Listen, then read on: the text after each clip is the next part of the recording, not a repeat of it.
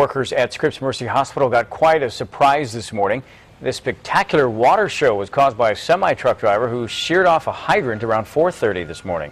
10 News reporter Melissa Macia is live to show us why this is particularly bad timing for the hospital. Melissa? Yeah, Robert, this whole area was flooded earlier this morning and things are starting to get back to normal. But we've learned this is actually the second time in recent months that the hospital basement has flooded. The first time a pipe broke and crews just finished repairing that basement, and it looks like they're going to have to get back to work once again.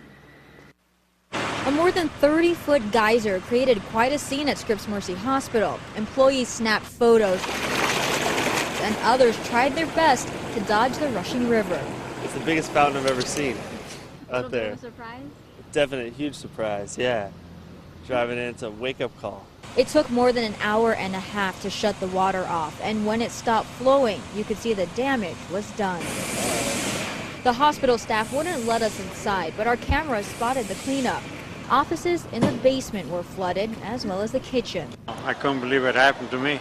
A very embarrassed Lorenzo Gomez explained how this mistake happened during a route he's driven every day in this semi-truck for the past 4 months. I usually make a U-turn and back it in this way, but that black truck that's sitting over there in the corner, I had to cut it too short, and the trailer just swung and hit the fire hydrant, clipped the fire hydrant.